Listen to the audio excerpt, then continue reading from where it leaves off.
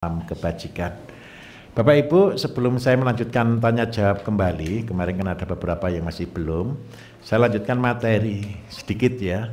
Jadi setelah kita belajar beberapa circle sesuatu yang sudah berputar, kita akan membawa ke satu level yang kita sebut kemarin adalah intansari.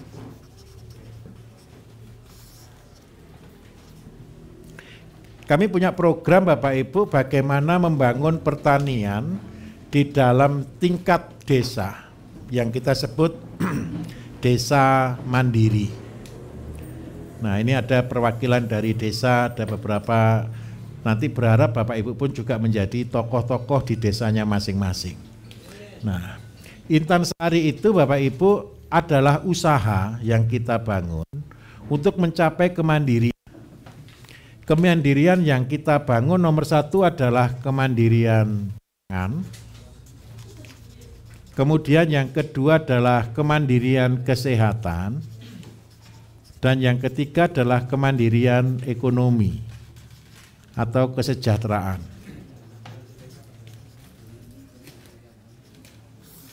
Tiga kemandirian ini adalah menjadi poin penting di dalam proses intansari. Kita seringkali berpikir ketika kita di desa, kita tidak bisa menjadi orang yang sukses. Tetapi minta tolong, justru peluang kita menjadi orang sukses adalah ketika berada di desa. Kenapa saya katakan itu Bapak Ibu? Di desa, ini rata-rata ada penduduk sekitar 1000 kakak.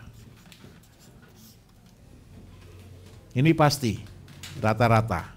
Bahkan ada daerah-daerah tertentu yang jumlah kakaknya bisa lebih besar, betul ya? Nah, karena jumlah desanya itu tergantung Bapak Ibu, tapi percayalah, seandainya 1000 kakak saja, kita bisa menggerakkan ekonomi desa, maka betul-betul menjadi sumber penghasilan. Di antara Bapak Ibu siapa yang mau berarti bagi orang banyak? Semua ya? Siapa yang kepingin punya pabrik yang banyak? Alhamdulillah.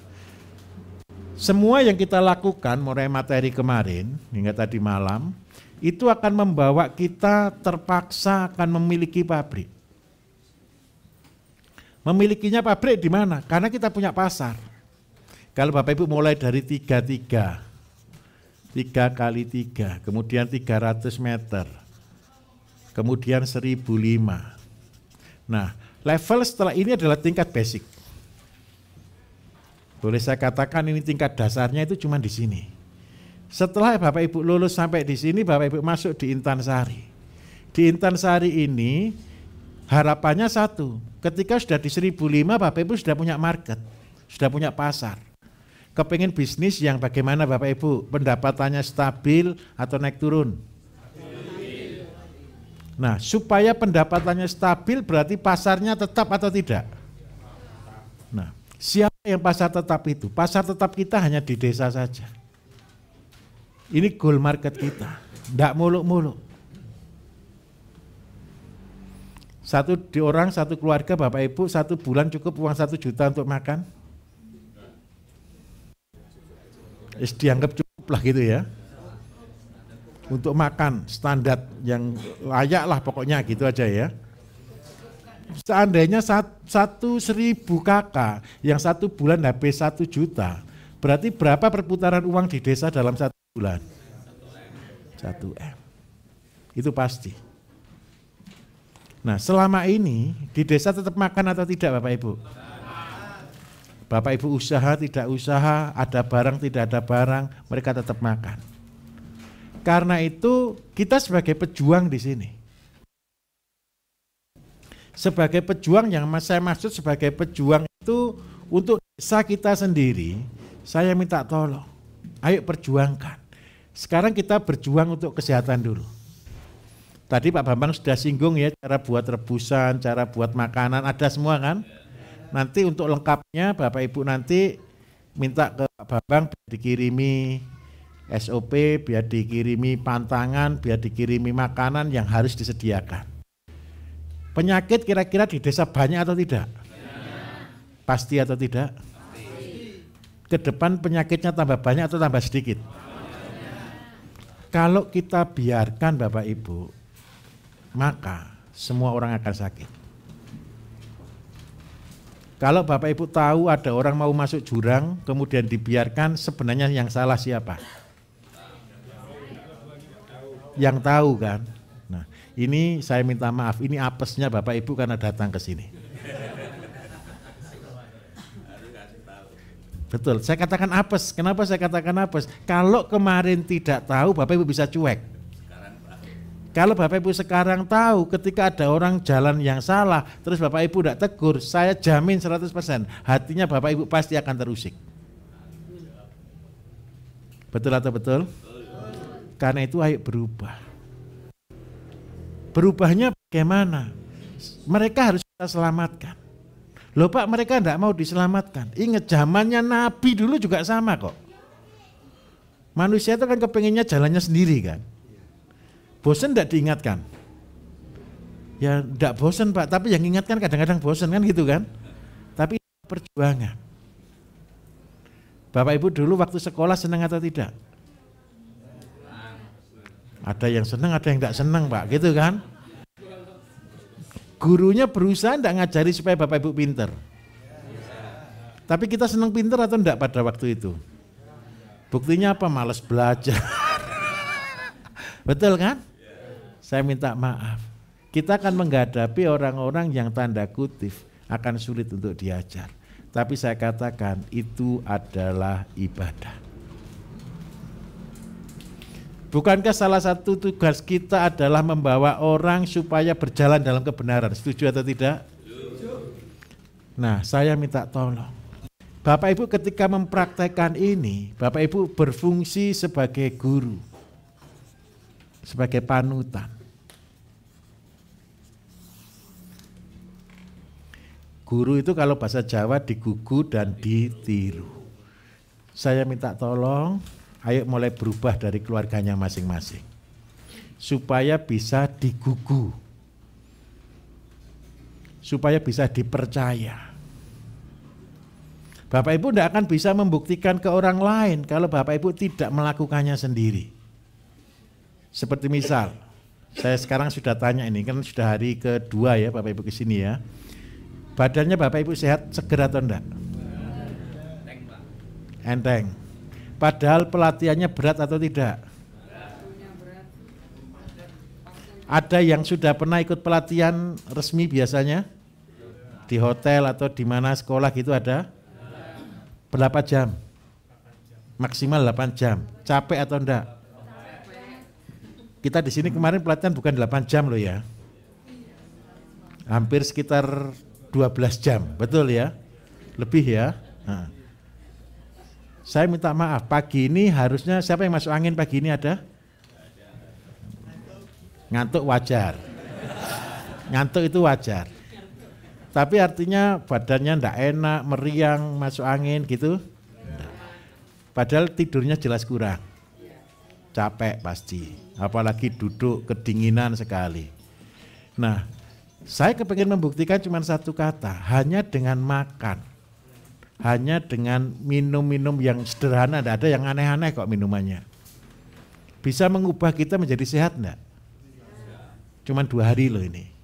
Seandainya ini Bapak Ibu teruskan sampai 5 hari, sampai 1 minggu, hidupnya Bapak Ibu akan sudah sangat berubah. Nah, saya minta tolong, pengalaman di sini tolong dilanjutkan di rumah. Nanti pasti tes dulu, Pak, nanti makan apa? Ya makan nasi Bapak Ibu, tenang saja. Tapi mulai dilatih dengan makan yang sehat. Sampai dijadikan itu sebagai gaya hidup.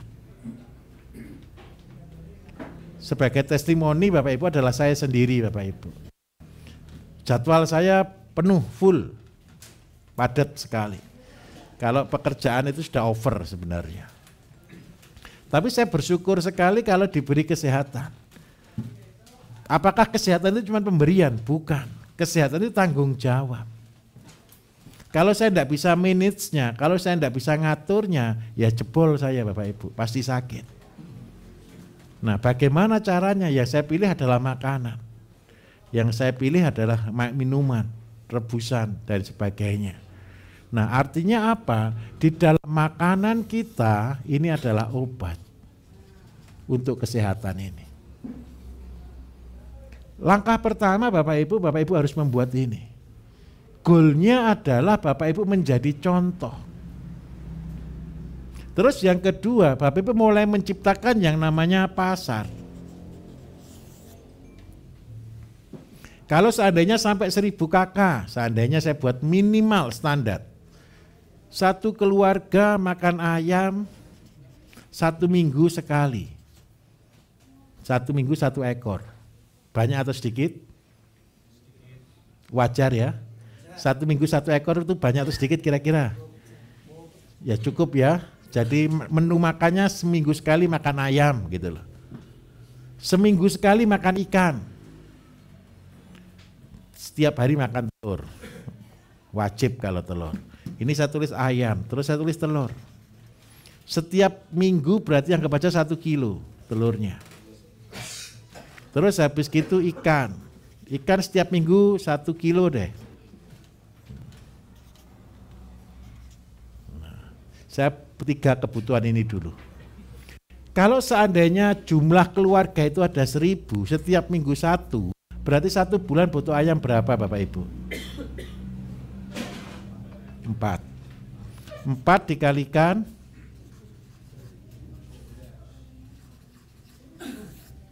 per bulan loh ya. Banyak atau sedikit? Ini cuma 1 desa. Belum melayani yang lain-lain. Hanya 1 desa saja fokus. Untuk melayani 4.000 ini berarti Bapak Ibu harus punya induk berapa? Ayo kemarin diingat-ingat catatannya. Berapa? 10 ekor keluar berapa per bulan? 40. Rumusnya ya, 10 keluar. Kalau saya butuh 4.000, berarti butuh induk berapa?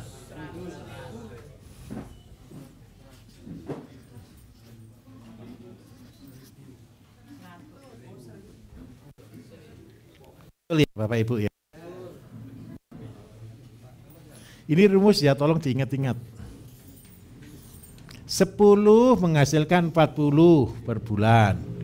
Kalau saya butuh 4.000 berarti nambah 0, 2. Berarti ada 1.000. Berarti jagungnya butuh berapa hektar? Pak, saya ini sudah belajar.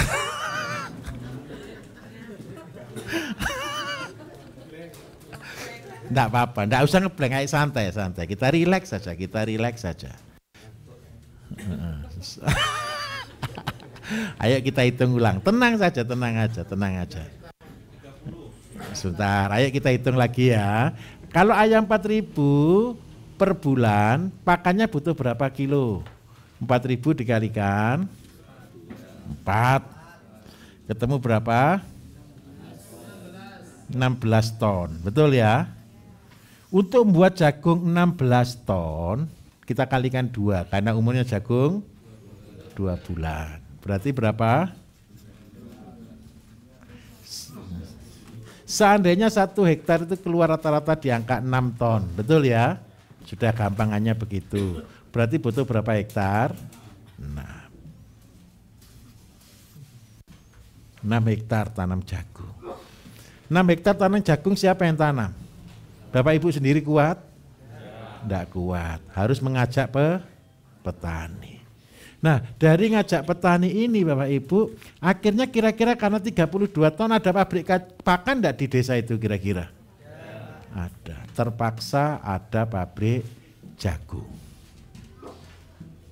Nah, dari sistem ini Bapak Ibu, akhirnya apa?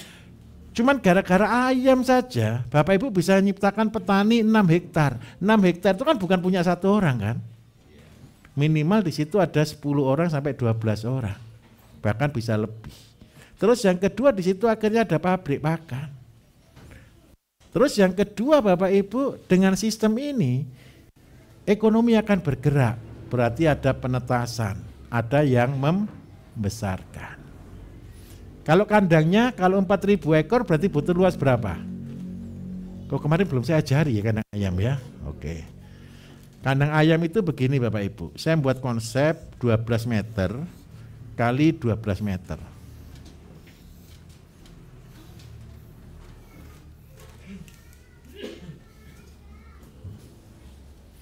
Ini 12. Lebar kandang 1,2, 1,2, 1,2, 1,2. 1,2 kali 4 ketemu berapa? 4,8.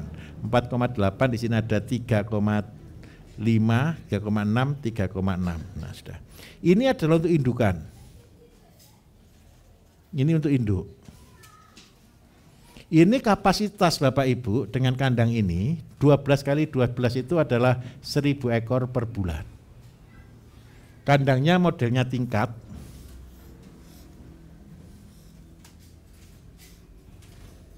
Itu 2, 3, 4. 1 meter persegi itu berisi 1 meter persegi ini berisi 20 ekor. Berarti kalau 2 meter berisi 40 ekor. 40 ekor dikalikan 4 berarti berapa isinya satu kandang? 160. Ini ada 6.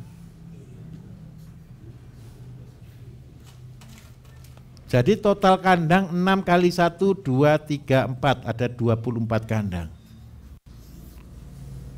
Induknya di umbaran di tengah. Terus yang berikutnya lagi Bapak Ibu, ada kandang yang khusus untuk brooder, untuk oven.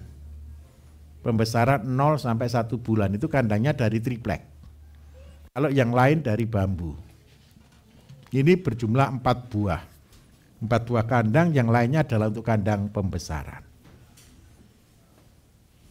Nah, kalau di total berarti ada 20 dikalikan 16 ketemu berapa? 3.200. Jadi usianya adalah seandainya ini setiap bulan bisa keluar 1000 ekor. Jadi kalau ditanya orang, kalau saya punya produksi ayam setiap bulan 1000, luas kandangnya berapa? Seluruh bulan ini 12 kali 12. Besar atau kecil? Kecil. Nah, jadi kalau kita butuh 4.000 berarti butuh berapa unit Bapak Ibu kandangnya? Butuh 4 unit. Tolong, ini 4 orang yang mengelola. Jadi Bapak Ibu punya murid yang bisa menjadi peternak 4 orang dengan luasan 12 kali 12. Mudah atau susah? Mudah. Nah, tapi minta tolong. Bapak Ibu yang pertama punya kandang dulu 12 kali 12 setelah 1.005 ya. 1 bulan punya penghasilan 1000 ekor kan sudah lumayan tuh Bapak Ibu ya. 1000 kali 40 juta dipotong separuh, yang 20 juta untuk membayari petani untuk tanam jagungnya, Bapak Ibu terima 20 juta, sudah bahagia kan? Sudah bahagia.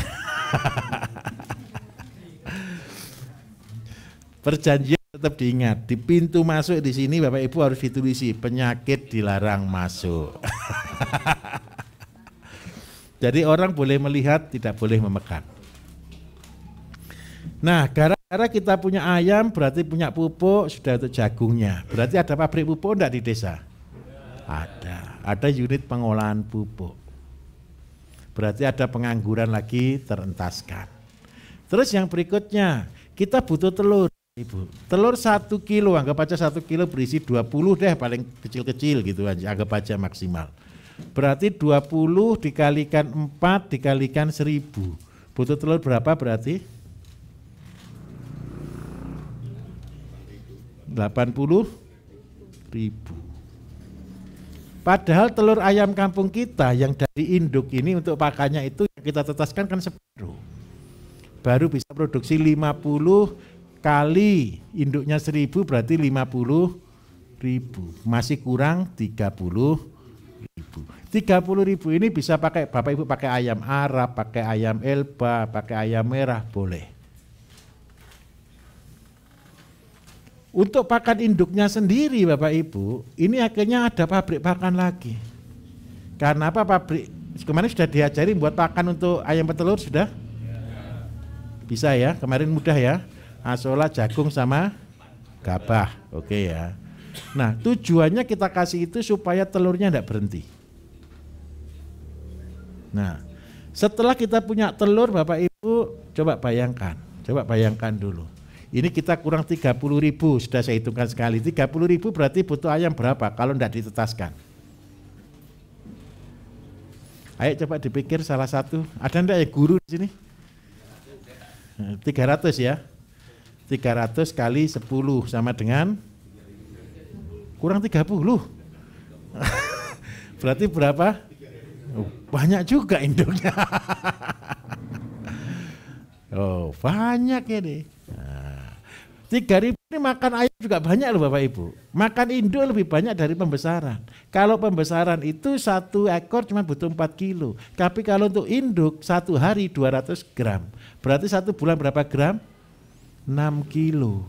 6 kilo dikalikan 3.000 berapa? 18 ton. 18 ton berarti jagungnya ini aja 16 ton, 6 hektar. Berarti untuk pakan induk berarti berapa lagi? 7 hektar.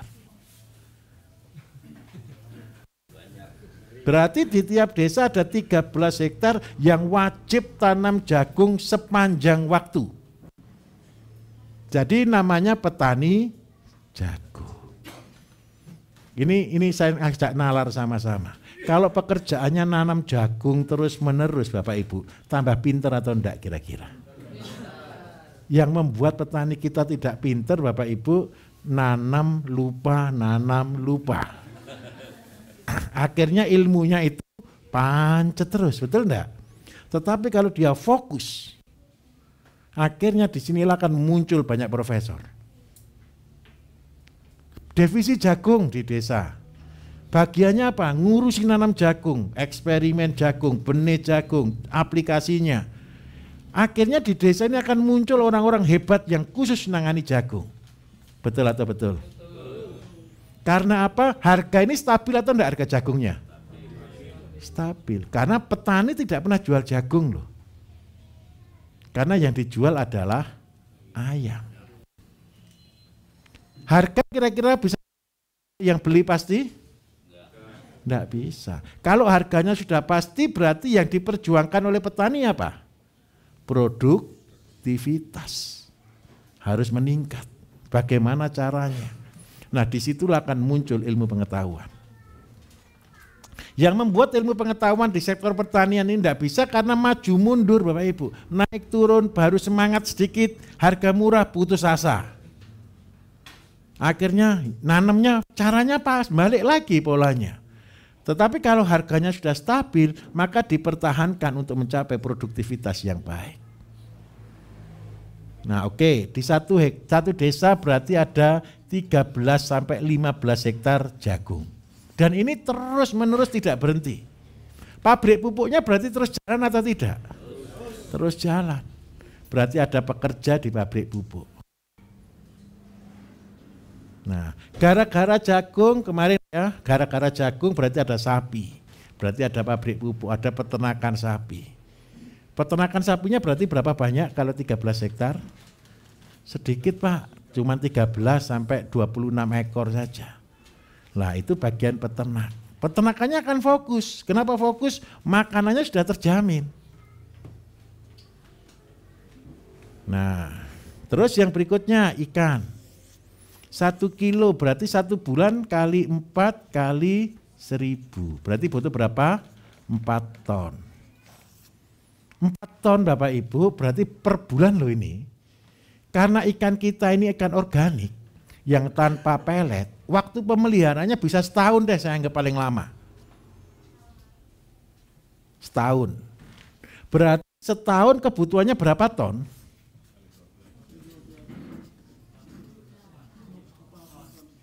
48 ton. Cara ngitung paling gampang, 48 ton dikalikan 10. Berarti ketemu berapa? 48.000 dikalikan 10. Berarti ada 480.000 ekor yang dipelihara. 480.000 ekor ini Bapak Ibu 1 meter persegi kalau airnya mengalir isi 20.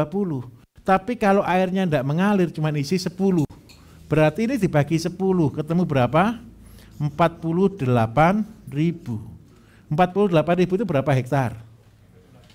4,8 hektar. Kolamnya 4,8 hektar di satu desa. Embung di desa cuma berapa luasnya? Paling luas 1 hektar kan? 1 hektar untuk ngairi satu desa cukup atau enggak? Enggak akan cukup. Kalau kita tarik mundur sekarang, 4,8 hektar dibandingkan dengan 15 hektar, seberapa persen? Sepertiga. Jadi jagung yang ada dikasih kolam yang ada. Jadi semua sudah terhitung, tenang saja Bapak Ibu. Itu namanya organik, atur dan seimbang. Gara-gara ada kolam, anggap aja boleh saya bulatkan jadi 5 hektar ya. 5 hektar. Berarti untuk asolannya berapa hektar?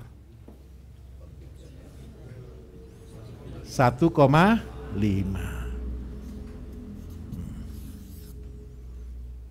Saya buat rumus ini Bapak Ibu terus terang jelimet dulu. Tetapi ketika kita tahu konsep, ternyata alam itu betul-betul seimbang. Berarti luas kolam berapa? 6,5. Lahan jagungnya anggap aja sekitar 15 hektar. 15 hektar itu ini 13 hektar sampai ini, pas sudah.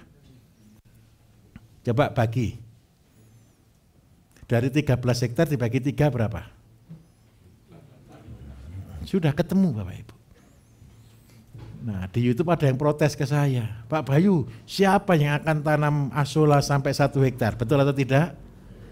Ini untuk melayani 1 hektar butuh, satu desa butuh berapa hektar asolanya? 1,5 hektar. Nah dengan cara ini Bapak Ibu keteraturan keseimbangan akan terjadi. Akhirnya muncul pabrik pakan enggak di sini? Muncul. Untuk airnya untuk itu. Jadi nanti di desa juga ada HIPAM. HIPAM itu himpunan pemakai air ya. Lah itu nanti akan jalan. Tugasnya jualan apa? Jualan air. Irigasi. Akhirnya desa makmur enggak kalau begini? Bahagia Bapak Ibu. Cuman 3 ini aja. Ekonomi desa bergerak enggak? Bergerak. Ini belum padi. Yang terakhir kan kebutuhan wajib, beras, betul ya? Seandainya satu keluarga butuh cuma 25 kilo per bulan. Satu panen berarti berapa? 25 kilo kali 4, 100 kilo. 100 kilo kali 1000. Berapa ton? Ini yang paling konyol Bapak Ibu. Kebutuhan beras per desa 100 ton. Kalau gabah berarti kita kalikan 2, boleh? Berarti sekitar per panen. Lahan di desa itu tidak terlalu luas sawahnya. 200 ton dibagi, anggap rata-rata kita hitung standar nasional dulu, jangan standar kita. 6 ton per hektar. Berarti ketemu berapa luas Bapak Ibu? 200 ton dibagi 6 ton? 33. Anggaplah 35 hektar. 35 hektar khusus untuk padi saja. Artinya apa? Kalau seandainya ada padi terus dijual keluar, berarti nanti penduduknya beli atau tidak? Ini yang paling konyol dari petani. Kita sadar sama-sama. Kita tanam padi, setelah tanam padi kita dijual, betul enggak? Habis gitu petaninya beli beras. Nah, ini benar atau salah kalau begitu? Ya itu betul Pak kenyataannya. Tapi kalau nurut akal sehat benar atau salah kira-kira? Harusnya lumbung desa dibangun kembali. Sehingga apa yang diproduksi di desa itu disimpan. Ketika disimpan berarti ada harga naik turun enggak? Enggak ada. Harganya petani akan stabil. Yang membuat petani itu harganya naik turun Bapak Ibu karena dia bingung nyari perputaran uang. Oke. Gara-gara padi berarti butuh sapi, betul atau tidak? Teorinya namanya teori Jisamsu 2, 3, 4. 1 hektar butuh 2 ekor sapi. Berarti sapi berapa yang harus kita tanam di sini? 70. Berarti di desa itu makan. Nah, ada ayam, ada sapi. Nah, masalahnya di desa juga butuh buah, Bapak Ibu. Saya minta maaf, Bapak Ibu yang sering ke rumah sakit nyenggok saudara, sering bawa buah enggak kadang-kadang? Buahnya apa yang dibawa? Yang nanam tetangga atau yang nanam tetangga negara? Ini konyol. Saya minta tolong, besok kalau jenguk tetangga bawalah pisang. Bawalah jambu. Jambu air, jambu biji, bawalah kelengkeng, bawalah apokat. Jangan bawa durian. Bawalah anggur.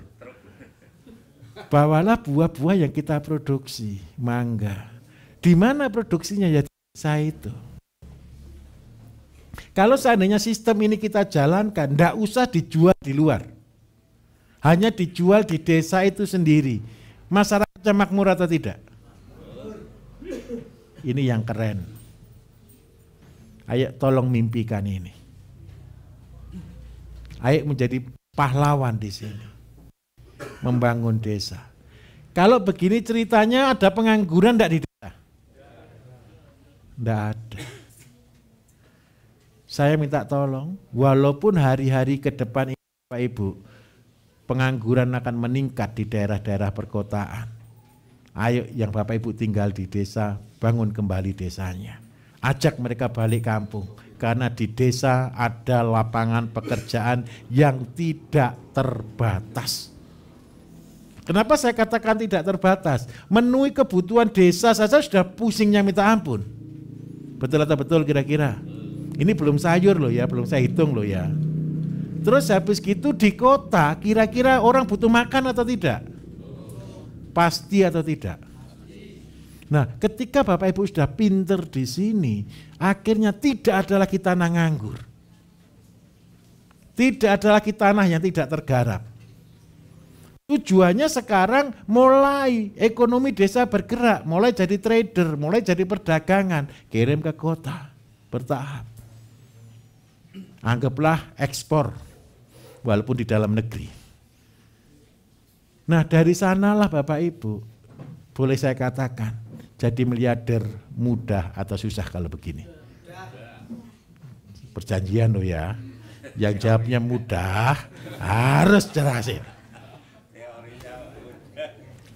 3 tahun lagi kita reuni akbar lah. Tapi sudah ketemu miliarder semua. Ya bukan enggak boleh, ya boleh, tapi saya minta tolong sudah jadi miliarder semua. Karena datangnya sudah bukan lagi belajar, kan main-main. Transportnya kan habis banyak kalau yang luar daerah. Saya minta tolong satu, semua ilmu ini Bapak Ibu saya katakan, ini hidup saya. Ini hidup saya. Saya tahu per step by step. Kalau Bapak Ibu jelaskan dari kemarin sampai hari ini, sudah jelas atau belum kira-kira? Tahapan jelas atau tidak? Secara konsep sudah jelas. Iya. Saya tidak bisa menjelaskan lagi lebih dari itu Pak. Kecuali satu, Bapak Ibu harus praktek. Setelah praktek, nanti ketemu dengan namanya masalah. Lah ketika ketemu dengan masalah, Bapak Ibu nanti saya masih akan latih. Saya akan bimbing selama 3 tahun di dalam grup. Karena apa? Saya katakan jujur Bapak Ibu, dulu ketika saya memulai program ini, tidak ada yang mengarahkan saya. Belum ada buku. Belum ada yang ngajari saya, itu loh, belum ada. Saya cerita jujur, tahun 2010 saya baru tobat tidak membaca buku lagi. Kenapa saya harus tobat tidak membaca buku? Karena yang nulis buku bukan pelaku. Paham maksud saya? Yang nulis buku itu loh belum pernah melakukan yang dia tulis. Iya, karena dia cuma jiplak fotokopi. Dari sana saya tobat tidak mau baca buku. Dan saya mulai mengambil jalur yang berbeda. Kalau biasanya saya jalan ke barat, saya jalan ke timur. supaya salah. Saya benarkan teori Albert Einstein. Hanya orang gila yang kepingin hasil berbeda dengan cara yang sama. Kalau saya ngikuti cara buku-buku yang ada, caranya seperti itu, hasilnya apa kira-kira Bapak Ibu? Pasti gagal. Supaya cara saya bisa berhasil, saya mencoba dengan cara yang berbeda. Walaupun ada konsep kemungkinan juga gagal. Dari sanalah saya merubah. Jadi rambu-rambu saya bongkar semua, saya mulai berbalik arah. Dan di sana saya membuat teori-teori yang melanggar aturan. Tahu teori melanggar aturan Bapak Ibu? Teori kalau saya yang ini orang akademisi selalu berkata satu, landasan teorinya apa? Betul atau tidak? Karena ilmu yang saya ciptakan tidak ada landasan bukunya, berarti tidak ada landasan teorinya. Coba tanyakan dulu Albert Einstein. Ketika dia membuat teori E sama dengan MC kuadrat, dasar teorinya apa? Ya belum ada karena dia yang menciptakan. Paham maksud saya? Teori ini saya ciptakan Bapak Ibu, bukan dari buku. Karena apa? Saya sudah balik 180 derajat. Kenapa saya katakan itu? Penulis bukunya belum pernah jadi petani dan sukses. Kenapa saya bisa ngajar detail sekali? Karena ini adalah hidup saya. Setiap langkah, setiap kegiatan, setiap waktu, itu yang saya alami. Sampai jenis-jenis ayam satu Indonesia itu pernah saya pelihara tahun 92 Bapak Ibu. Untuk mencari strain. Mulai ayam kedu, ayam sentul, ayam Papua, ayam mana-mana. Seluruh Indonesia. Akhirnya keputusan terakhir sehingga saya bisa menyimpulkan apa yang ada karena itu yang terbaik. Terus yang kedua, step by step. 300, 1005, ini adalah step by step. Ini teori ini saya buat bukan karena saya mengada-ada. Rumah saya pertama halamannya cuma 3x3 Bapak Ibu. Setelah itu saya cuma bisa nggarap 300 meter Bapak Ibu. Yang 1005 ini kenapa muncul konsep 1005? Karena di belakang training center pertama saya di Mojokerto, itu sisa ada tanahnya 1.300 meter, saya pakai bangunan 300 meter, sisa tanah 1.000 meter. Dari 1.000 meter saya ukrek gitu. Saya hitung, saya analisa bagaimana, akhirnya keluar teori 1005. Jadi ini bukan teori yang mengada-ada, karena lahannya apa adanya. Kalau Bapak Ibu tahu, dalam 1005 itu visinya apa lagi? Yang pertama, siapa yang kepingin sehat dalam hidupnya? Saya minta tolong, kerja di 1005, harus kerja sendiri. Kerja 1005 itu bukan nyuruh orang sebenarnya. Kerja pagi 1 jam, kerja sore 2 jam. Gerakannya di sini minimal 8.000 sampai 10.000 gerakan Bapak Ibu.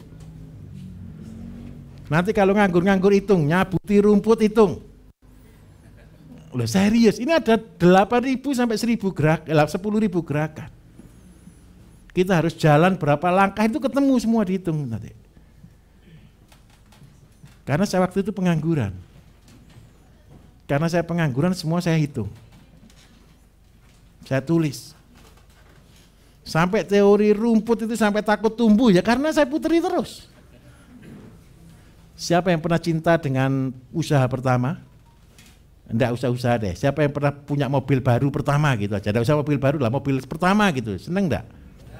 Diapakan mobilnya? Ditunggoni, dilus-lus, diputeri, betul atau tidak? Kan pertama saja kan Pak. Habis gitu kan bosan kan? Saya juga sama. Kantor saya pertama Bapak Ibu di depan kandang kambing. 3 tahun kantor saya di depan kandang kambing. Enggak apapun tamunya saya temuinya di kandang kambing. Pameran saya apa? Ketika ketemu teman-teman saya, suguhan pertama yang keluar bukan kopi Bapak Ibu, kotoran kambing dan kotoran ayam. Apa yang saya pamerkan? Nih lihat nih, kotoran ayam saya enggak bau.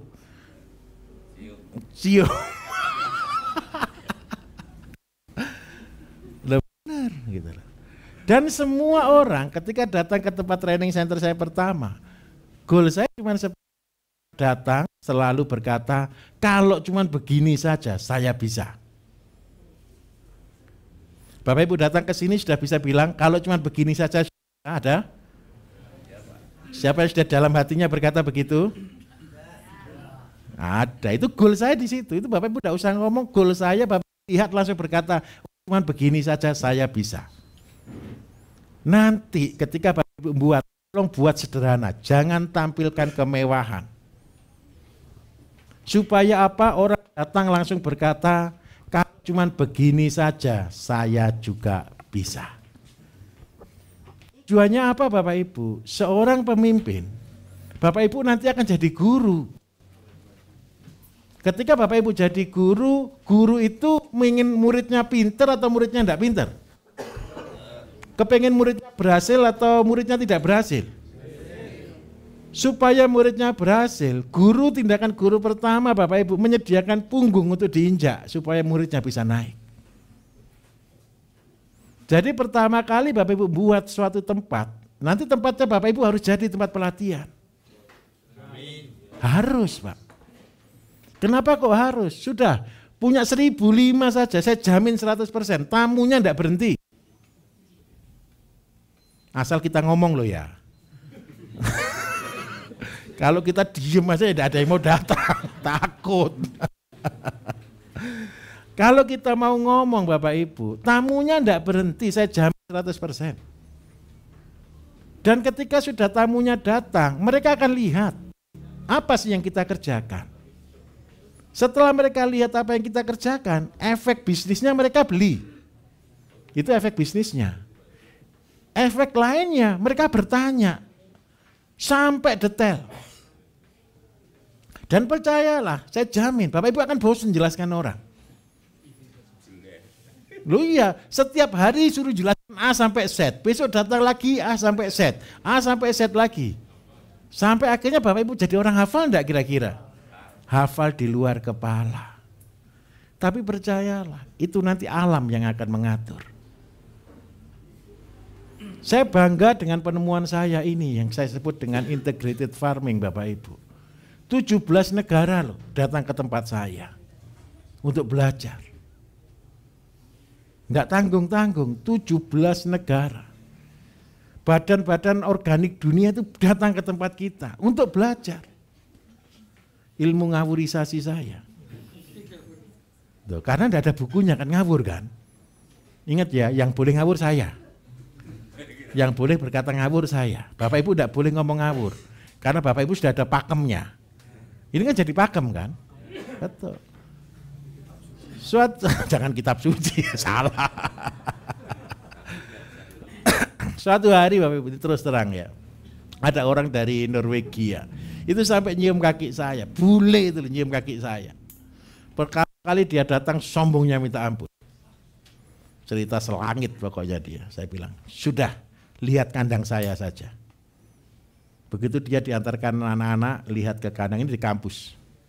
Begitu dia lihat di sana, wow ini yang saya cari. Gitu. Begitu dia ngomong yang cari-cari, dia datang langsung minta maaf. Duduk di depan kaki saya difoto sama anak-anak itu. Sampai sekali-sekali bule harus menghormati orang Indonesia. Itu bangga saya. Bukan bangga karena saya diagungkan, bukan. Berarti ilmu orang Indonesia itu bisa lebih baik.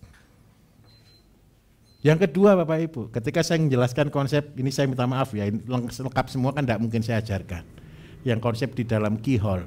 Keyhole itu sederhana, 3x3, tapi ilmunya itu dalam. Ada profesor waktu itu Bapak Ibu. Saya tidak tahu kalau dia profesor. Datang di acara saya ngajar, langsung dia, stop Pak. Oh orang profesor tegas jawabnya, stop, saya kaget. Yang lain bilang, Pak itu Pak Prof Pak gitu, Pak Profesor gitu. Terus ada apa Pak? Stop, jangan ngajar lagi. Terus dia telepon seluruh kepala dinas. Datang ke sini belajar. Oh ternyata dia ngundang. Langsung kepala dinas dan bupati diundang, disuruh datang. Apa kata-katanya beliau pada waktu itu? 38 tahun saya mencari ilmu ini, justru saya dapatkan hari ini. Saya ulangi Bapak Ibu, ini profesor ahli tanah Indonesia. Keliling dunia untuk belajar ilmu ini. Dan dia bersyukur sekali. Akhirnya dia mendapatkan ilmu itu. Walaupun setelah dapat ilmu itu tidak lebih dari 4 tahun dia sudah meninggal. Tapi dia sudah bahagia. Dia sudah bisa panggil seluruh kepala dinas, panggil jajaran, ayo belajar. Itu waktu di Tobelo. Saya minta tolong, apa yang Bapak Ibu pelajari ini bukan ilmu biasa. Cuman saya menyampaikannya saja pakai cara desonisasi. Tahu ya, ilmu deso kan ya? Kampung, ilmu kampungan ilmu saya ini. Tidak ada ilmunya malah. Ada ilmunya enggak ini kira-kira? Udah ada, cuma cerita saja. Tapi saya minta maaf, ini hidup saya. Saya sudah menjalaninya berkali-kali. Dari nol sampai jadi, dari nol sampai jadi, dari nol sampai jadi. Dan ini bukan sekali. Jadi kalau cerita untuk jadi miliarder, itu sudah saya lakukan dulu, berkali-kali. Saya masuk daerah terpencil, yang tidak ada apa-apa, yang nothing, saya bangun dari nol sampai jadi. Setelah jadi saya tinggal. Setelah jadi saya bangun lagi dari nol lagi, saya bangun sampai jadi saya tinggal. Akhirnya tambah pintar atau tidak? Tambah khatam. Sudah di luar kepala, betul atau tidak? Saya minta tolong, Bapak Ibu harus karena ini ya di atas ya. Sebelum tanya jawab saya tanya, ada yang impossible enggak kalau sudah dengar cerita ini? Semua nyata? Nyata. Enggak ada yang bim salah bim? Tidak ada dusta di antara kita ya? Saya minta tolong, saya sudah berhasil. Saya sudah melakukannya dan berkali-kali. Saya memberi waktu untuk membimbing Bapak Ibu di dalam grup. Tugasnya Bapak Ibu cuma satu, tolong dilakukan. Betul ya? Bagi orang luar Bapak Ibu, jalan pertanian itu adalah melewati Sirotol Mustaqim. Saya katakan jujur. Tidak mungkin berhasil kalau caranya tidak dirubah. Setelah Bapak Ibu ikut pelatihan ini, Bapak Ibu bisa membandingkan enggak dengan pertanian yang sebelumnya? Kenapa petani-petani di luar pasti gagal? Tahu alasannya kira-kira? Karena mereka hanya parsial.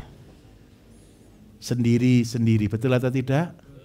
Nah, kalau di sini kita tidak akan pernah berhasil kalau tidak dalam satu lingkaran. Saya tidak akan terus mengajar Bapak Ibu, ke depan juga pelatihan akan berhenti dan kita akan berganti nanti. Habis ini tugas saya adalah Bapak Ibu membuat, tugas saya akan dengan pemerintah untuk membukakan pasarnya Bapak Ibu. Tapi tolong, jangan putus asa dulu, jadi miliardernya masih 3 tahun ini kerja yang keras, kerja yang serius, jangan ngitung untung rugi dulu, yang penting cukup untuk hidup, betul ya? Terus ke depannya kalau sudah pinter, nanti saya akan bukakan pasarnya. Saya kepengen Indonesia bisa ekspor. Saya kepengen, coba bayangkan ya, setiap desa bisa mandiri kayak gini aja sudah bahagia enggak jadi presiden kira-kira presidennya, bukan saya loh ya. Pak Prabowo bahagia dulu kan. Ayo coba bahagiakan pemerintah, sekali-sekali rakyat bahagiakan pemerintah gitu loh. Biar tobat. Selama ini rakyat selalu disalahkan, bantuan digerojok, enggak pernah berhasil. Dikasih bantuan sapi, tinggal tamparnya. Dikasih bantuan pupuk, habis. Dikasih macam-macam. Sekarang, ayo petani tidak boleh direndahkan. Bilang, saya tidak butuh bantuan dulu. Tidak butuh bantuan dulu. Nanti kalau sudah waktunya boleh. Tujuannya satu, kenapa sih bantuan itu selalu gagal? Karena jatuh di tangan orang yang tidak tepat.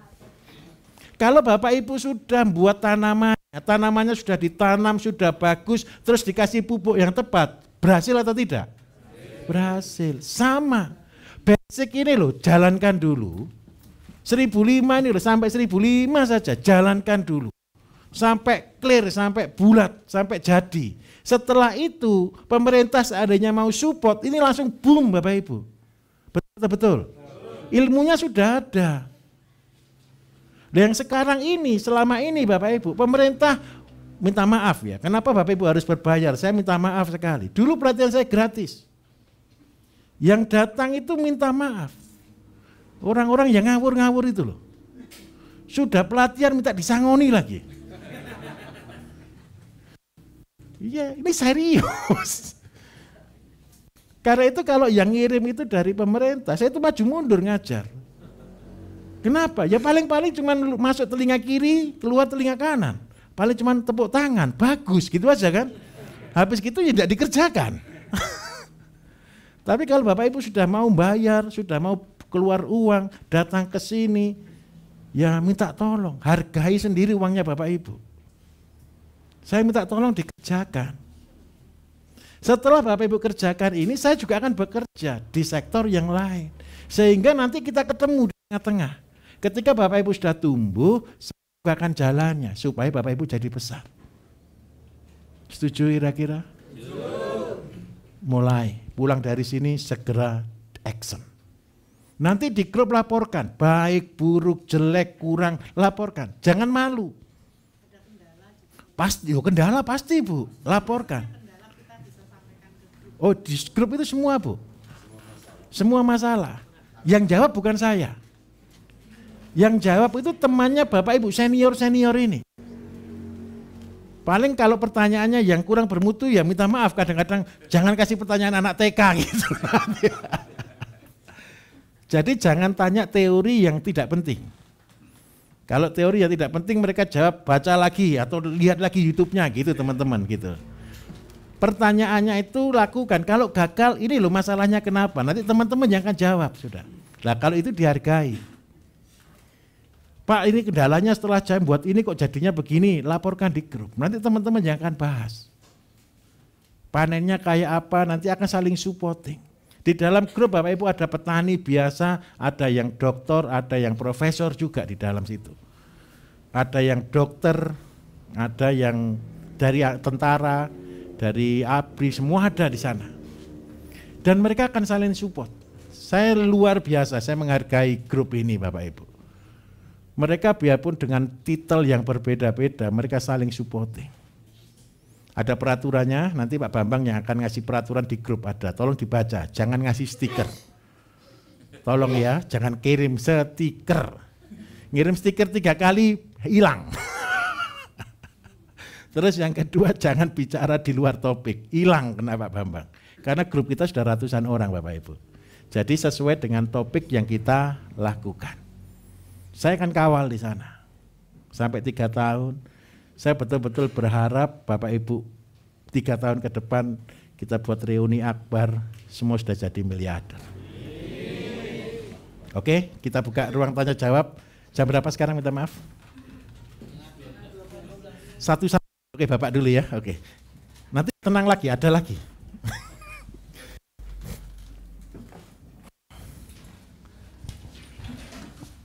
Assalamualaikum warahmatullahi wabarakatuh. Waalaikumsalam. Terima kasih atas kesempatannya Pak Bayu. Perkenalkan nama saya Lili, saya praktisi tapi praktisi perbankan Pak. Saya mendampingi teman-teman petani itu dari 2017 sampai saat ini. Ya ibaratnya saya menemukan akhirnya sadar bahwa kita harus integrated farming system itu ketika saya ada project terkait dengan pembiayaan kur sapi komunal Pak. Bahwasanya di situ ternyata kita boros di pakan. Betul Pak. Sementara ladang jagung kita itu banyak sekali emas-emas yang bisa dimanfaatkan untuk ke kandang dan kohe-kohe yang harusnya diolah untuk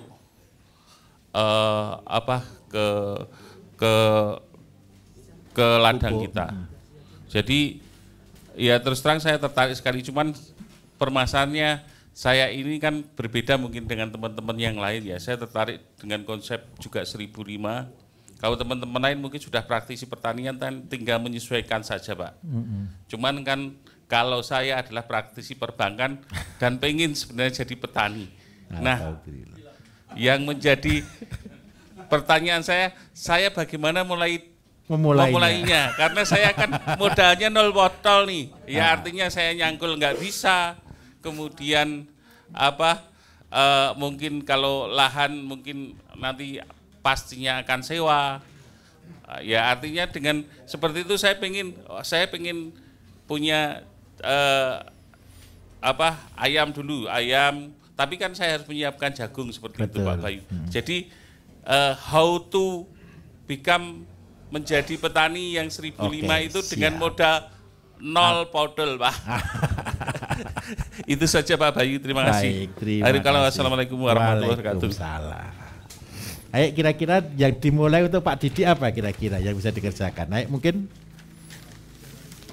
3x3 sampah gitu.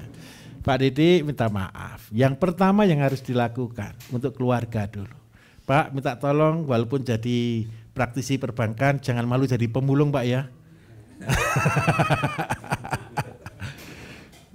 Sebentar, ini saya kasih trik Bapak Ibu. Bagaimana kita memberikan impact dari sesuatu yang kecil. Coba, Bapak sibuk pasti. Terus di rumah Bapak ngumpulkan galon-galon Pak. Sudah ada ya. Nah, nanti pupuk mulai dibuat. Boleh pakai cara kita, boleh cuman dari emas hitam. Dari rumput, dari daun gitu. Terus dari limbah rumah tangga. Nah, kalau lahan kita cuman 3x3, boleh pelihara ayam 5 ekor lah Pak. Kalau boleh beli aja ayam merah. Ayam merah ya. Karena Bapak kan tinggal di perumahan pasti atau di perumahan. Kan enggak mungkin saya suruh macul. Enggak mungkin buat kandang ukuran 12x12 kan. Pelihara ayam 5 saja. Tapi ayam 5 ini minumnya kuteja. Pakanannya adalah fermentasi. Sudah. Kotorannya dikumpulkan, pakai kandang baterai aja Pak, kotorannya dikumpulkan, diolah menjadi pupuk. Kalau boleh Pak, saya nyarankan pakai katalis booster Pak. Jadi kalau ayam 5 kasih 1 tetes untuk 3 hari Pak. Ya sudah orang pelit sekali ya, 1 tetes untuk 3 hari itu kan sudah pelit sekali. Tujuannya kotoran ini langsung jadi pupuk. Tinggal dicampur, bukan disiramkan di tanamannya Pak. Modelnya kan begini ya Bapak Ibu ya. Nah ini kan tampungannya, ini kan ada lubangnya. Pupuk ini dimasukkan di sini Pak, 1:10. Sudah. Tugas Bapak hanya cuma 1, tanam sekali dan lihat setiap hari. Saya minta tolong, sambil diupload Pak. Sambil ngerokok, sambil ngopi, sambil foto. 1 hari, 1 minggu, 2 minggu, 3 minggu kan panen. Nah nanti dijadikan status Pak. Panen sayur di samping rumah. Teman Bapak kan pada heran semua. Konslet dari mana ini? Mulai kapan bisa bertani? Terus yang kedua pasti tanya, gimana rasanya minimal? Betul atau tidak? Nah dari sana Bapak akan membuka pasar. Saya minta tolong Bapak Ibu begini, Bapak Ibu tetap jadi petani minimal di 3x3. Tapi setiap orang pasti punya tugas yang berbeda-beda. Kita di dalam komunitas besar, di dalam komunal besar BSM ini, Bapak Ibu, kita akan buat satu corporate besar, kelompok besar, anggaplah kayak koperasi, bukan koperasi ya, corporate yang besar. Karena kita sudah dari Sabang sampai Merauke, dari Aceh sampai Papua. Ini tadi data sudah saya suruh print, jadi setiap provinsi sudah ada orang-orangnya semua. Lah nanti ke depan Bapak Ibu, setiap kelompok ini saya minta untuk membentuk satu grup marketing. Sehingga ketika kita dapatkan pasien, dapatkan orang yang membutuhkan apa, saya akan share ke tempatnya masing-masing. Sehingga Bapak Ibu akan menjadi jawaban di sana. Nah, seperti Pak Didi, karena dia seorang praktisi di perbankan yang tidak mungkin di pertanian. Apa yang dilakukan? Ini adalah menjadi promosi Pak. Walaupun lahan 3x3 ini akan menjadi promosi. Promosinya apa? Minimal 1. Bapak pasti sering capek, Bapak sering pasti leher kaku. Ini kan sudah kolesterolnya sudah kebaca. Iya, pasti. Yang ditanam ini adalah obat kolesterol. Setelah itu Bapak makan itu 1 bulan 2 bulan aja ceritanya sudah beda. Nanti orang satu kantor akhirnya pesen Pak, tinggal di Jawa Tengah ya, di Pati ya. Nanti petani-petani dari Jepara, Pati, Bapak tanya di Pak Bambang, Pak grup Pati berapa orang? Sudah banyak ya Pati ya. Nanti tinggal link, siapa yang punya sayur kita bantu marketing. Nah dengan cara itu maka saya minta tolong Bapak akan mengambil peranan penting untuk membantu kelompok kita Pak di BSM. Terus yang kedua ayamnya cuma 5 ini untuk apa? Konsumsi harian satu keluarga. Nah ketika ini dilakukan rutin tiap hari, pupuk sudah gratis, telur sudah gratis, sayur sudah gratis. Nah dari sini terjadi satu circle. Nah begini saja, saya tidak usah lanjutkan. Nanti Bapak pasti buat lebih gila dari saya. Pasti Bapak Ibu. Yang membuat orang kan tidak buat gila itu karena apa? Belum tahu kan. Begitu sudah tahu circle langsung idenya lebih kreatif Bapak daripada saya. Dan idenya jauh lebih gila daripada saya nanti. Saya jamin 100%. Begitu Pak ya. Terima kasih Pak. Saya minta tolong support terus. Sebelah sini satu Bapak Ibu. Oke mari. Pak, sabar.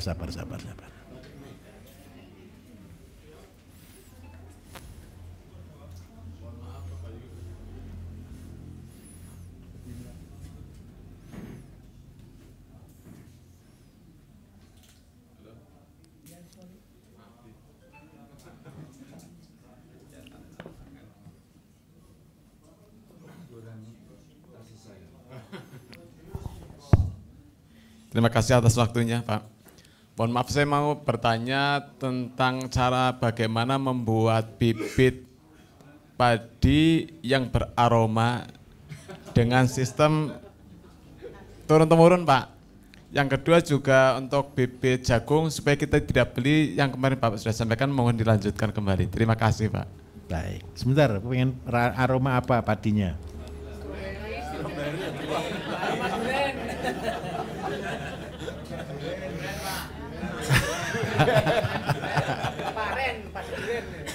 Oke, ini sebenarnya dengarkan saja, tidak usah dipikirkan. Betul ya, ini orang cerita. Tahu padi Bapak Ibu? Padi itu mengalami pembungaan enggak? Cerita ini berasal dari konsep begini. Di hutan, padi yang ditanam pinggirnya alang-alang, aroma berasnya adalah beras alang-alang atau alam. Nah, caranya bagaimana? Ini konsepnya ya, ini konsepnya. Ini alang-alang, ini sawah, padi. Karena di hutan, padinya kan tidak mungkin beli benih dari luar, setuju? Dia tanam padi di sini. Pas bunganya alang-alang ini menyerbuki padi. Terus dari padi ini diambil sebagian kan, ditanam. Ketika ini ditanam Bapak Ibu, padinya pasti berbau alang-alang. Nah sekarang bagaimana cara buat padi yang beraroma?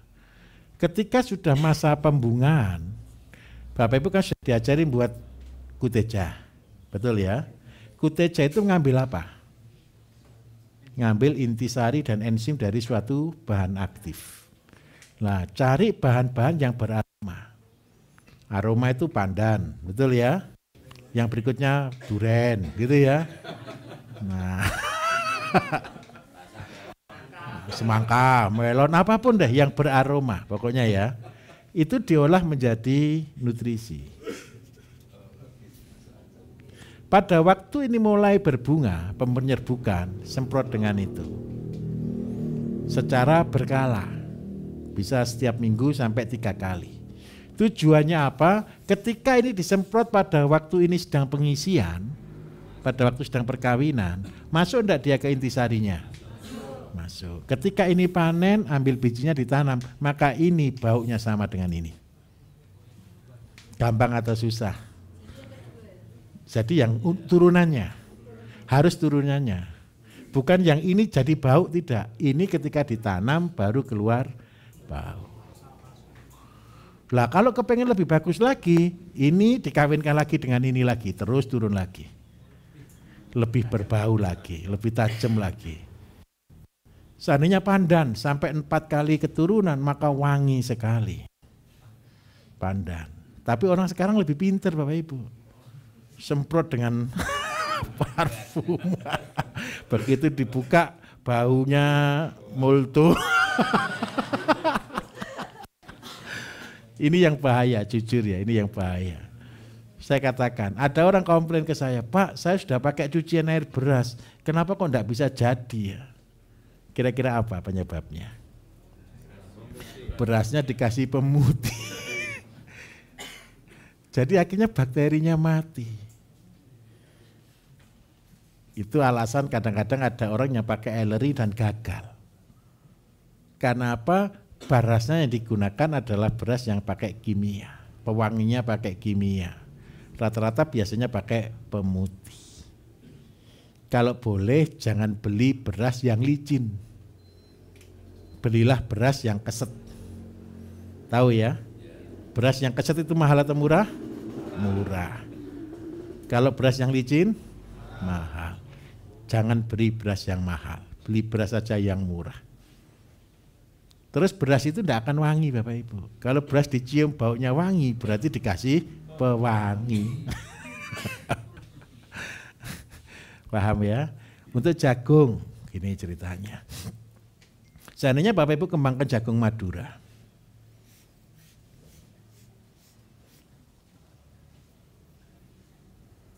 Ada yang tinggi enggak kira-kira?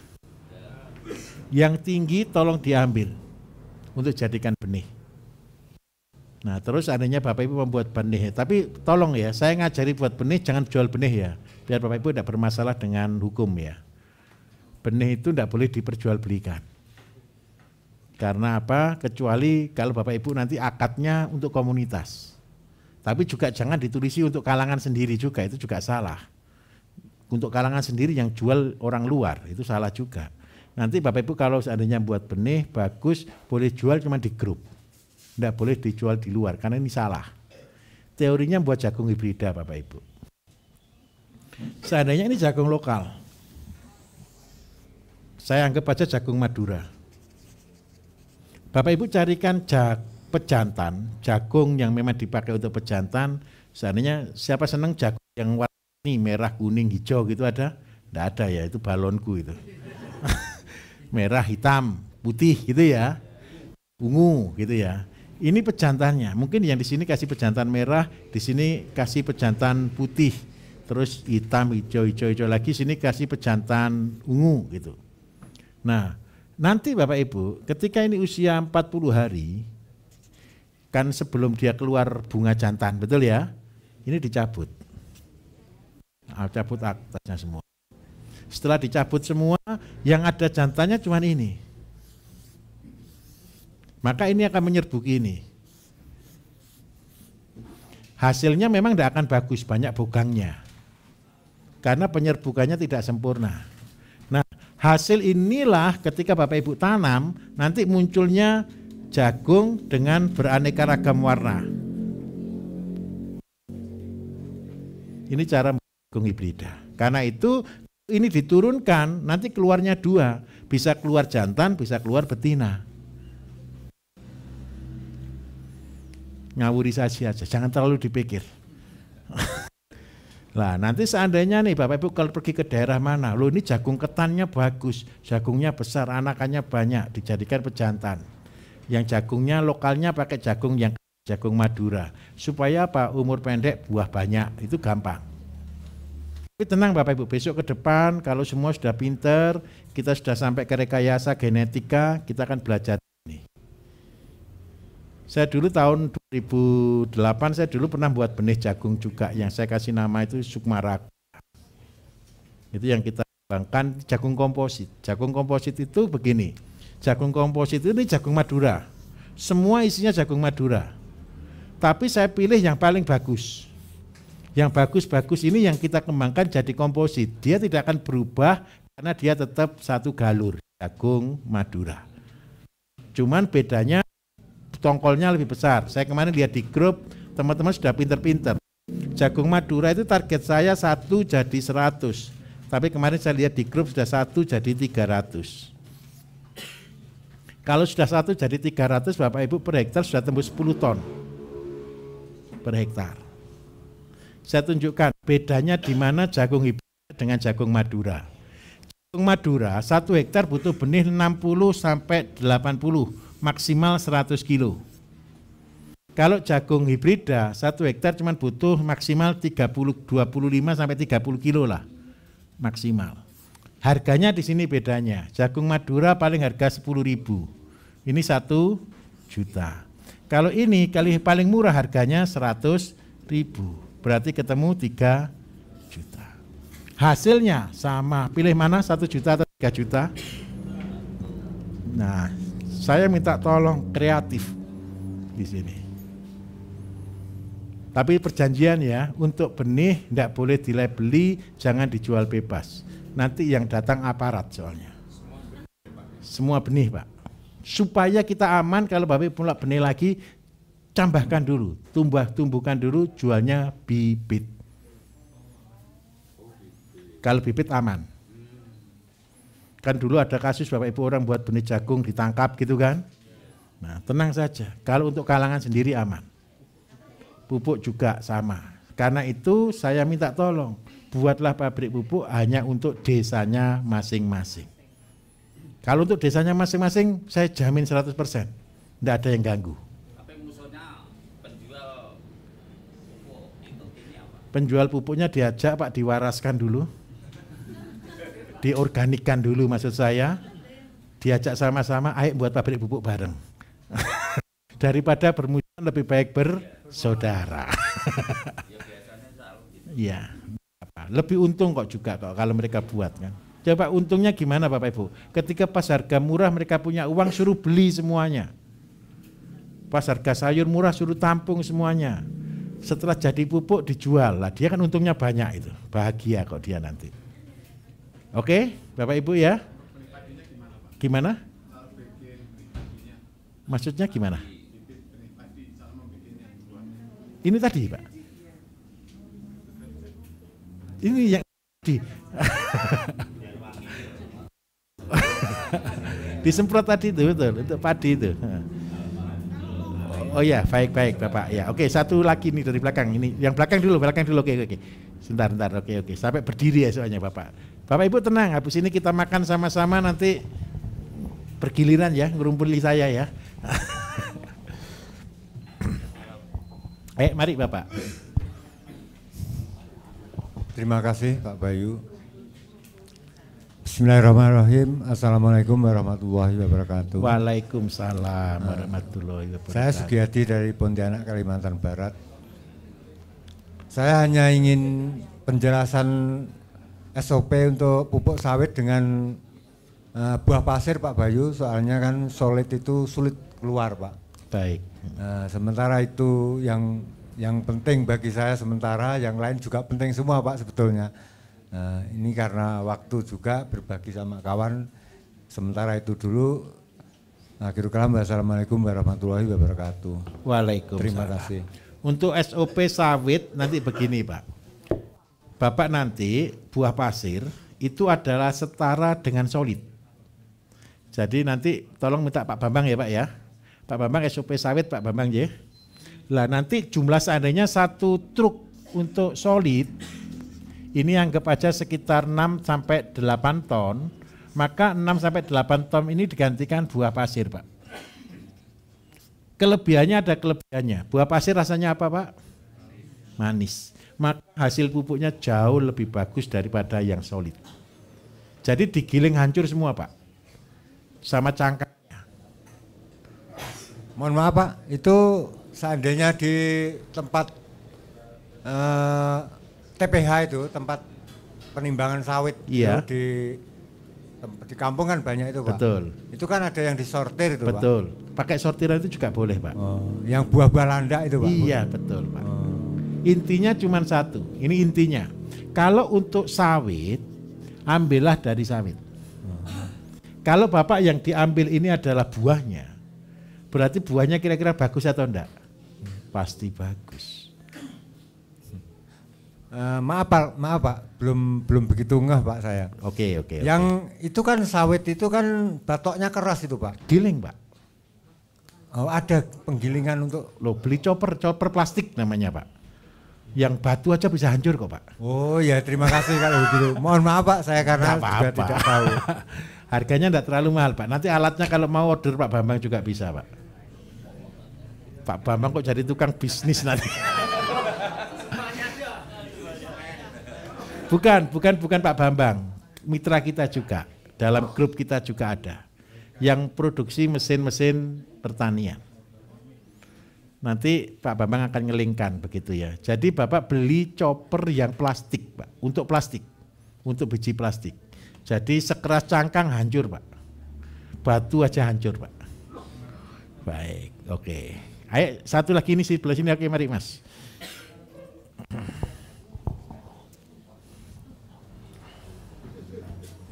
Cik. Baik, terima kasih untuk waktunya. Ya, mumpung ketemu seniornya ini, ya mau tanya terkait apa pengolahan pepaya California. Baik. Dulu pernah menanam sekitar 230. Baik. Nah, ini tidak banjir, ini di daerah pegunungan. Cuma untuk apa namanya? Bibit atau pertumbuhannya dari mulai awal sampai 2 tahun itu memang kurang Maksimal. Kurang maksimal di pembuahannya. Baik. Sudah menggunakan sampai dengan pupuk gromor.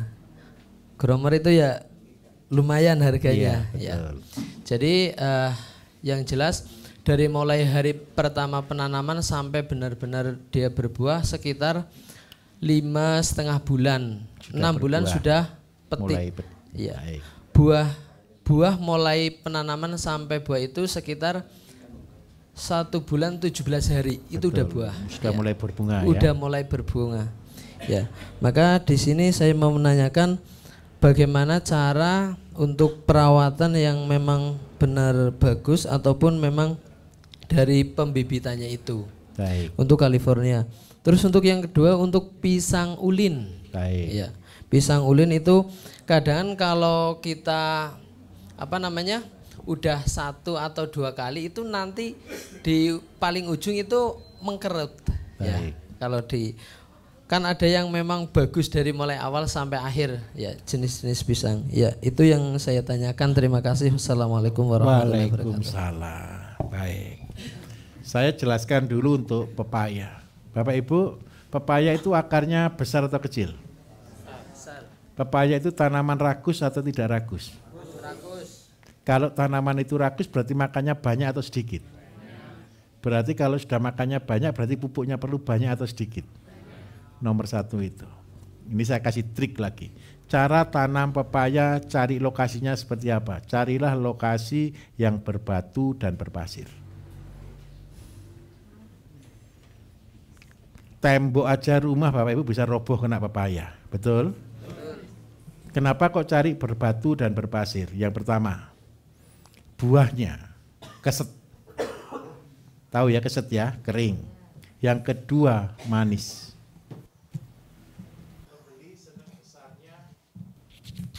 Cek sound, oke. Pembeli senang besarnya atau manisnya? Ukuran nomor 2, yang penting rasa nomor 1. Jadi nomor 1 cari lahan yang berpasir, yang berbatu. Karena itu banyak mengandung mineral. Terus yang kedua, karena pepaya itu ragus, pertumbuhan pupuk itu hanya butuh di 0 sampai 6 bulan. 0 sampai 6 bulan kasih pertama pupuk urea, karena nanti kan buat urea padat Pak ya. Terus habis gitu setelah usia 2 bulan ke atas kasih pupuk orti. Karena vegetatifnya pepaya itu kan cuma sampai 2 bulan saja. Pertumbuhan berikutnya kasih pupuk orti. Pupuk orti usahakan lengkap ayam, kambing, dan sapi. Terus setiap bulan harus dikocor dengan pupuk, wajib. Yang banyak orang salah ngocornya itu di sini Bapak Ibu. Padahal akarnya itu di mana? Di pangkal daun. Betul ya? Jadi kocornya itu di sini. Di luarnya. Nah, terus yang berikutnya, karena dia bekerja keras di dalam tanah, berarti yang dibutuhkan paling banyak apa? Pembenah tanah. Pembenah tanah biasanya kalau tanaman lain kan cuma sekali saja atau 6 bulan sekali. Kalau pepaya minta tolong setiap bulan atau setiap 2 bulan sekali. Tujuannya apa? Bekerja sama. Yang penting lagi, pepaya ini karena dia butuh banyak air. Karena itu minta tolong kalau punya jerami tumpukkan di sini, Mas.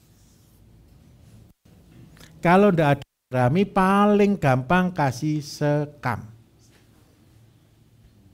Tahu sekam? Sekam itu ada sekam, ada K-nya, betul atau tidak? K itu juga akan mempermanis buah. Kalau buahnya kepengen manis dan merahnya kuat sekali, California kan bisa agak kuat, ngejreng gitu ya. Kasih kencingnya kelinci, urinnya kelinci. Nah, saya kasih trik lagi. Tapi kemarin kan California lagi buka. Harganya kan cuma 1.000 ya. Enggak sampai malah 800. Nah, ini saya kasih trik. Ketika supaya tetap untung, buat kandang di pinggirnya pepaya, Mas. Jangan pelihara itik di pepaya ya, habis ya. Ayam. Ayam tidak mungkin nyucui itu. Kenapa kok kita kasih ayam? Kalau musim kemarau, penyakit terbanyaknya pepaya itu kan kena jamur.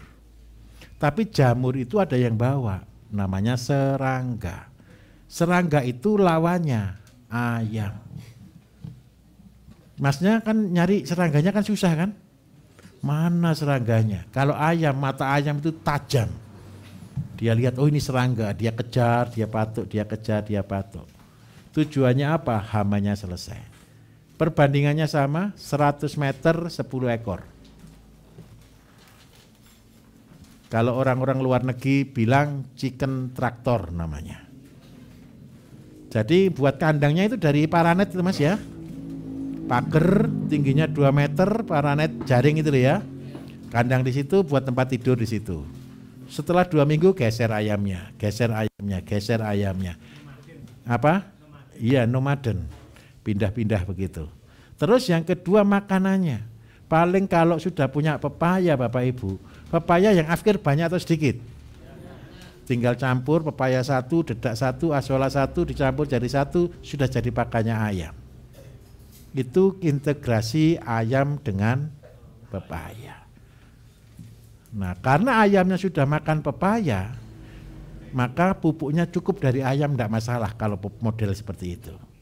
Tapi tolong dikasih katalis booster ya, biar pupuknya langsung jadi kotoran, langsung jadi pupuk.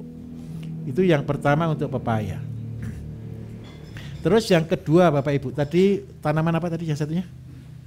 Pisang ulin. Nah, semua tahu pisang ulin? Ulin itu kayak emas tapi kecil itu Pak ya. Mauli ya oke lah. Ini pisang ulin kan keren Bapak Ibu, 6 bulan kan sudah panen. Dari tanam awal. Yang perlu dijaga adalah di sini. Ketika pasang pisang, tanam pisang, anakan maksimal 3. Ini berbuah, ini tanggung, ini baru tumbuh. Ketika ada anakan baru, tolong bukan dipotong, tapi pakai linggis diambil. Dicocok gitu ya. Setelah dicocok ini kan ada luka. Lukanya harus diobati. Ngobatinya pakai apa? Pakai kunyit gitu loh. Kalau mau bagus sekali saya kasih namanya antiseptik organik. Antiseptik organik itu banyak asam, garam, daun sirih sama air kelapa direbus. Ini untuk manusia sih. Tapi untuk tanaman juga lebih bagus. Jadi asam, atau asam Jawa ya. Beli asam yang 2.000 satu plastik gitu loh Bapak Ibu. Terus garam sekitar 1 sendok. Daun sirih sekitar 10 atau 15 lembar. Terus habis gitu air kelapa 1 liter. Direbus, sudah biarkan. Itu sudah untuk jadi antiseptik.